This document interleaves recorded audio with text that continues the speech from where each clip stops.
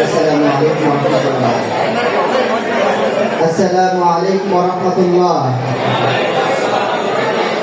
আপনারা সবাই ভালো আছেন? সবাই অনেক ক্লান্ত হয়ে গেছেন দীর্ঘ সময় আলোচনা শুনতে শুনতে, নাকি? আমরা অল্প সময়ের ভিতরে আলোচনা শেষ করবো ইনশাআল্লাহ। আপনাদের সবাইকে ধৈর্য ধারণ করে বসার জন্য অনুরোধ করছি। আউযু বিল্লাহি মিনাশ শাইতানির রাজীম। বিসমিল্লাহির রহমানির রহিম। আলহামদুলিল্লাহি রাব্বিল আলামিন। আসসালাতু ওয়াসসালামু আলা মুহাম্মাদিন সাল্লাল্লাহু আলাইহি ওয়া আলা আলিহি ওয়া আসহাবিহি আজমাইন। আম্মা বা'দ। আউযু বিল্লাহি মিনাশ শাইতানির রাজীম। বিসমিল্লাহির রহমানির রহিম। كنتم خير أمة أخرجت للناس تأمرون بالمعروف وتنهون عن المنكر وتؤمنون بالله إلى الآيات الآخرة।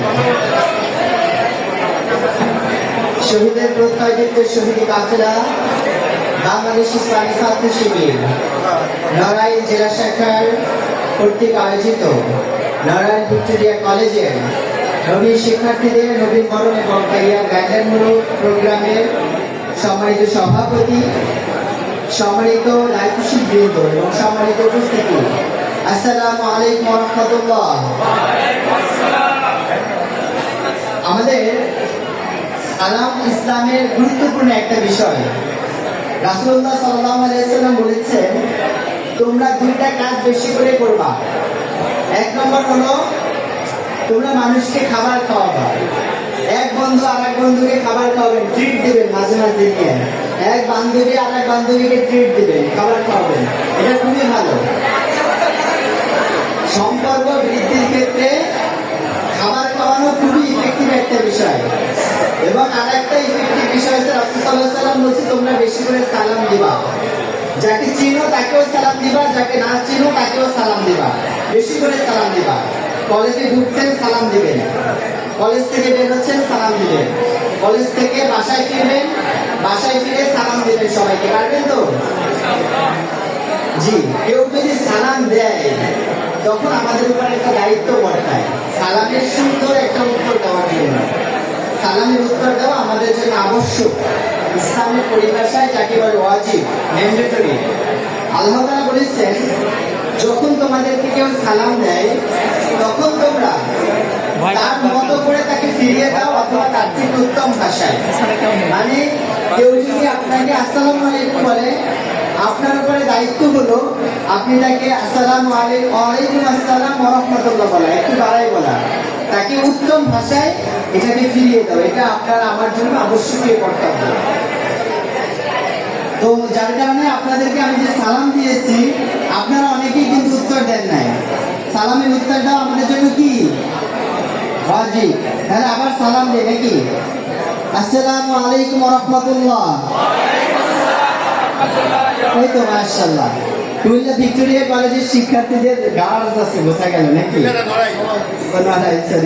নড়াইল ভিক্টোরিয়া কলেজের শিক্ষার্থীদের গার্লস আছে। আপনারা ভবিষ্যৎ জাতির নেতৃত্ব দিবেন। আপনাদের হাতে নির্ভর করবে ভবিষ্যৎ নেতৃত্ব, ভবিষ্যৎ জাতি, ভবিষ্যৎ বিশ্ব। সুতরাং আমরা একটি সম্ভাবনা বলি মেধাবী শিক্ষার্থীদের সামনে দাঁড়িয়ে কথা বলছি।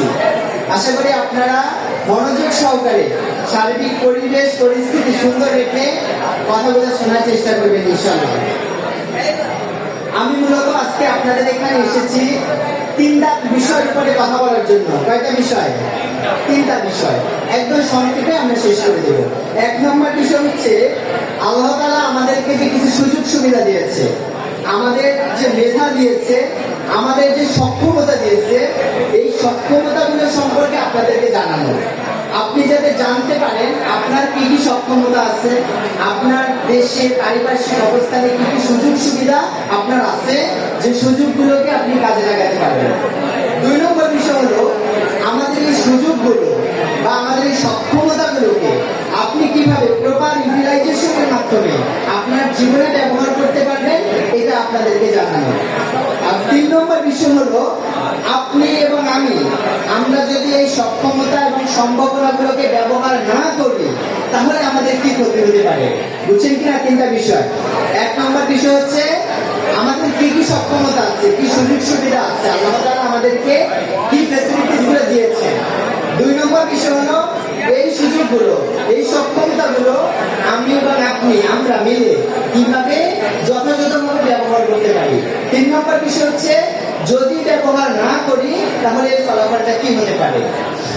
সম্মানিত উপস্থিতি, এক নম্বর আমরা যদি সুযোগ সুবিধার দিকে যাই, আল্লাহ তাআলা আমাদেরকে জন্মগতভাবে কিছু সুযোগ সুবিধা দিয়েছেন।